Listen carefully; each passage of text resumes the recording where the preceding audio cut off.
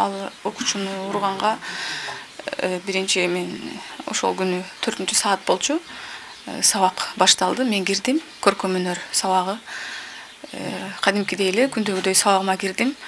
Балдар менен саламдашып, журналды ачып, балдарды жоктоп сабак башталды. Сабак башталганда ошол сабактын башында эле ошол Надырбекова Асема деген кыз арканкы партада отурат болчу. Ал кыз телефон кармап олтуруптур. Мындай сабакка көңүл бурбай телефон менен алаксып отурду. Ага кошулуп бир топ балдар дагы алаксып ошол телефонго үйлүп кетишти. Мен эскертүү бердим. Асема телефонуңду сал. Сабак башталды. Сабакка көңүл буралы деп мен эскертүү бердим. Биринчи эскертүү бердим, экинчи жолда бердим. Кайра эле сабакка көңүл бурай, ары бери карап сүйлөй беришти. Андан кийин мен сабагымды уланттым. Балдарга тапшырма берип, тапшырмамды улантып, тема менен тааныштырып, балдардан тапшырма сурадым. Ага болбой эле ызычуу болуп сүйлөй беришти. Анан мен ага дагы кайрылдым. Тарбиялык мааниде койгула, антип сүйлөшпөгүлө, сабак өтөйлү, нормальный сабак окуйлук деп айтканда эле ал кыз мага кайша сүйлөп баштады. Ал окуучу ушундай биз өзүбүз билебиз, мен сабакка кандай эметишти өзүм билем деп ушинтип мага каршы сөздөрдү айтып баштады. Мен да ачуум келип тарбияга чакырдым. Кой антпегиле, мынтпегиле, андай кылганыңар болбойт деп бир азга чейин ушундай конфликтке бардык, айтышып. Андан кийин мен кайрадан сабагымды уланттым. Ага чейин эле бул жак биринчи катарда, биринчи партада менин кызым отурат. Ал бүгүнкү Хадича деген кыз 3-рядда 4-чү партада отурган кыз болчу. Мен аны байкабай калдым. Менин кызым жакка өтүптүр. Мен анын точносын билбейм кандай болгонун. Экөө кайра бул жака кыз баратып, экөө урушуп кетишти, мынтип айтышып кетишти. Ал кыздын үнү катуураак чыгып калганда мен аны байкап калдым. Хадича, силерге эмне болду? Азыр эле Асеманы баспадык беле. Сага эмне болду десем, ал кыз ошол жерден эле мага ответ берип кетти. Кызыңыз мага тийишип атат. Кызыңызды кой деңиз, кызыңызды басып алыңыз деген мындай аябай токтобой толтура сөздөр болуп кетти. Ал тууралуу экинчи видеодон да чыгыптыр. Ошентип мен ордумда отурам, кыйлага чейин айтышып конфликтке бардык. Ошол убакта мен ачуум келип кетти, аябай ачуум келип, сабакка киргенден баштап эле балдар менен конфликтке барып, аябай көптөп балдар мындай ызычуу болуп кеткен үчүн өзүмдү кармай албай барып кызды уруп салдым. Ал кылганым бирок туура эмес болду. Мен ошол тууралуу дагы ошол күнү эле кыздын ата-энесинен дагы кечирим сурап, бүт бардыгын кечирим сурап сүйлөшкөнбүз. Ал эже менен ал эже дагы кечирип өз ара сүйлөшкөнбүз. Кызы менен дагы сүйлөштүк. Бардыгын чечип алганбыз, сүйлөшүп, жашнакай болуп эле ал күн өттү. Андан эртеси күн да сабак болду. Ал кыз жашнакай сабакка келди, сабак өттүк. Окуу уланды. 3-чү күнү ошол видео таркады. Видеодон кийин дагы ушундай талкуу башталып кетти.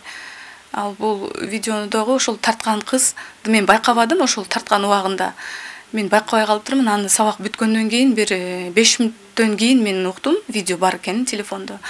Ал окуучу башка класска кирген болчу. Ал класс башка биология кабинетине кирип которулуп окушат. Ошол жерден мен артынан бардым.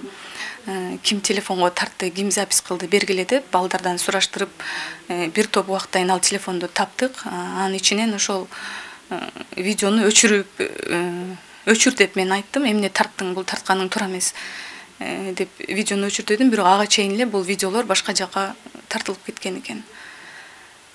Аны өчүрдүм деди. Башка жака таралганда мен билген жокмун. Буну ошол кече билдик бардым, ошо видео таркалып кеткен. Эмне максатта өчүрдүңүз, тарап кетпесин дедиңизби? Эч ким билбесин дедиңизби? Мен ал видеонун кандай болуп тартылганын дагы көрбөдүм. Видеону толук да көрбөдүм. Просто бул тартканыңар туура эмес. Мугалимдин сүйлөп аткан сабак учурун тартканыңар туура эмес. Видеону өчүргүлө дедим мен. Ал кыз эжеке өчүрдүм деди. Бирок өчүрдүбү өчүрбөдүбү мен анысына деле мынтип маани берген жокмун. Биз телефонду алып койдук ал кыздан. Кызды уруп жүргөнүңүздүн себеби кызыңызга болушканыңыз болдубу? Жок, мен кызыма болушпадым. Бул класс менен ушул окуя 3-4 жолу болгон, мындан мурда дагы. Ошентип кыздардын арасында өзүнчө бир эме бар экен. Сен мугалимдин кызы болсоң эле, сен эмне кыйнсый бересиңби, мондой жүр, андай жүр деп кыздар көп мен кызыма асылышкан экен. Мен ага өзүм да күбө болгонмун. Ошол телефон аркылуу кыздар SMS жазышып, анан анда дагы мен тарбиялык маани деле келип эскерткенмин кыздарга, андай болбогула, кыздар менен урушпагыла деп мен класс жетекчисине, тарбиялык сабаачыбызга бардыгына кайрылып эскертүү бергенмин.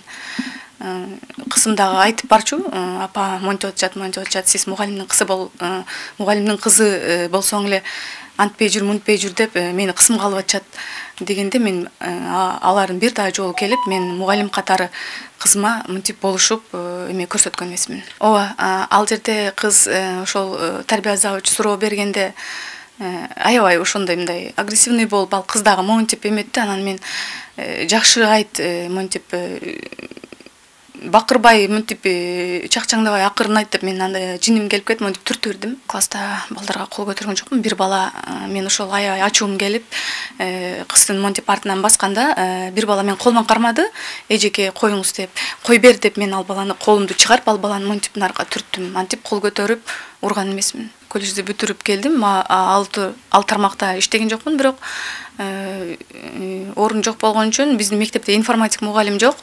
Ушинтип замен болуп окутуп турабыз. Информатик мугалим жок болгон үчүн мен компьютерлик сабактуулугум бар болгон үчүн сертификатым бар.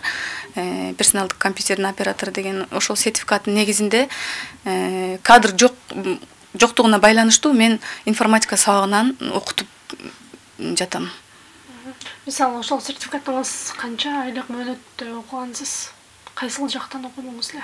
Жалал Абадтан, Логостон 1 айлык мөөнөттө окугам. Мен ошол биринчиден ошол бүт мени көрүп жаткан бүткүл Кыргызстан элинен кечирим сурайм. Меники туура эмес болду. Чындыгында өзүм ушундай ачууга алдырып, кызды сабап салганым. Барынан кечирим сурайм. Мындан аркы кадамдарым ошол кандай чечилсе ошого карап багыт алам. Өтө ачууңузга тийген сөз эмне болду? Ошо катуу